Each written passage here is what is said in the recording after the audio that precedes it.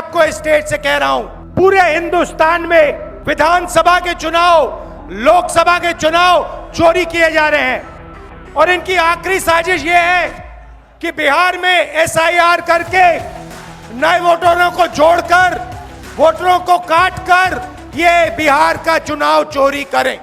बिहार की राजनीति आज से एक नए मोड़ पर पहुंच गई है। कांग्रेस नेता राहुल गांधी और राजद नेता तेजस्वी यादव ने रविवार को सासाराम से वोट अधिकार यात्रा की शुरुआत कर दी है।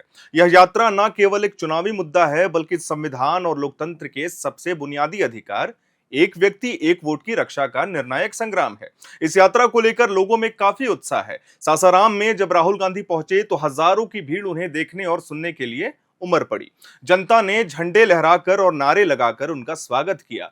मंच पर राहुल गांधी और तेजस्वी यादव की मौजूदगी ने माहौल को और भी जोशीला बना दिया। यह यात्रा 16 दिनों तक चलेगी, 20 से अधिक जिलों से होकर करीब 1300 किलोमीटर की दूरी तय करेगी और इसका समापन 1 सितंबर को राजधानी पटना के ऐतिहासिक गांधी मैदान में होगा। यह वही गांधी मैदान है जहां से कई ऐतिहासिक आंदोलन की शुरुआत हुई है, जो आज भी राजनीतिक संदेशों का सबसे बड़ा प्रतीक माना जाता है।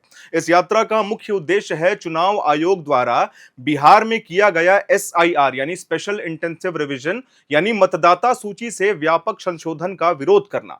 विपक्ष का आरोप है कि इस संशोधन के जरिए लाखों वास्तविक मतदाताओं के नाम लिस्ट से काटे जा रहे हैं और नए नए नाम जोड़े जा रहे हैं। विपक्ष का दावा है कि यह पूरी कवायद दरअसल वोटरों को बहिष्कृत करने और वोट चोरी करने की एक साजिश है। राहुल गांधी ने मजाकिया अंदाज में कहा है कि उन्होंने कुछ ऐसे मतदाताओं से चाय पी है जिन्हें वोटर लिस्ट में मृत घोषित कर दिया गया था। इस तंज ने जनता को हंसाया भी और सोचने पर मजबूर किया।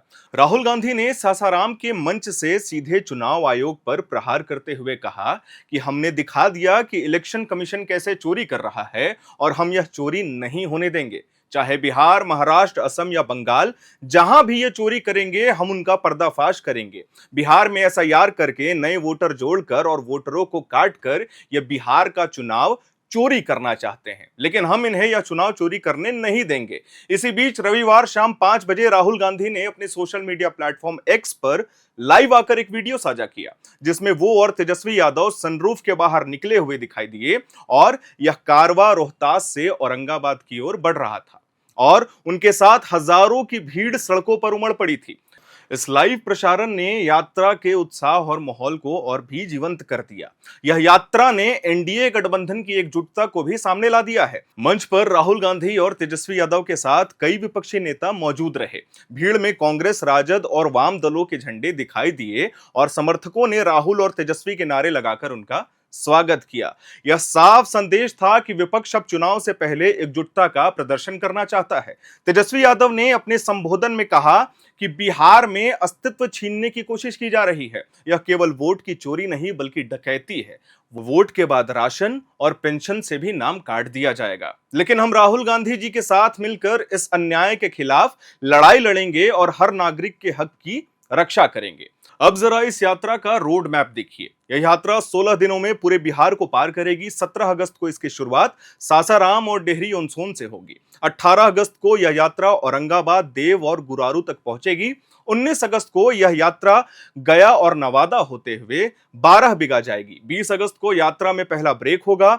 21 अगस्त को यात्रा शेखपुरा से जमुई और सिकंदरा होते हुए मुंगेर पहुंचेगी। 22 अगस्त को मुंगेर से सुल्तानगंज होते हुए यह यात्रा भागलपुर जाएगी। 23 अगस्त को यात्रा कुर्सेला, कोड़ा और कटिहार होते हुए पूर्णिया पहुंचेगी। 24 अगस्त को पूर्णिया से अररिया और नरपतगंज तक यह सफर तय होगा। 25 अगस्त को दूसरा ब्रेक होगा। 26 अगस्त को यह यात्रा सुपौल, मधुबनी और सकरी होते हुए दरभंगा पहुंचेगी। 27 अगस्त को दरभंगा से मुजफ्फरपुर होते हुए यह यात्रा सीतामढ़ी जाएगी। 28 अगस्त को सीतामढ़ी से मोतिहारी होते हुए पश्चिम चंपारण पहुंचेगी।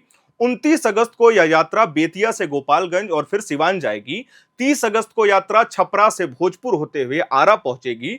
31 अगस्त को तीसरा ब्रेक होगा और आखिरकार 1 सितंबर को यह यात्रा पटना के गांधी मैदान में एक बड़ी सभा के साथ समाप्त होगी।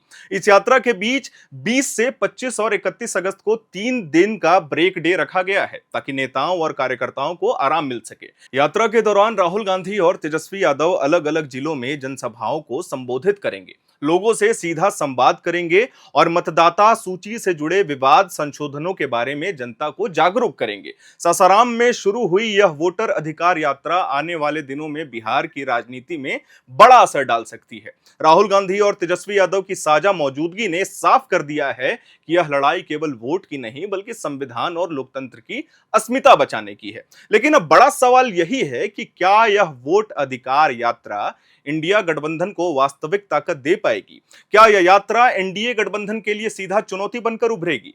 बिहार की सियासत का रुख आने वाले दिनों में साफ हो जाएगा। हम उम्मीद करते हैं कि आपको यह जानकारी पसंद आई होगी। इसी तरीके की और अपडेट्स हम आपको लगातार यात्रा से जुड़ा हुआ देते रहेंगे। आप देख रहे थे एयर नाउ। वीडियो को लाइक करिएगा, शेयर करिएगा, हमारे चैनल को सब्सक्राइब करिएगा। धन्यवाद।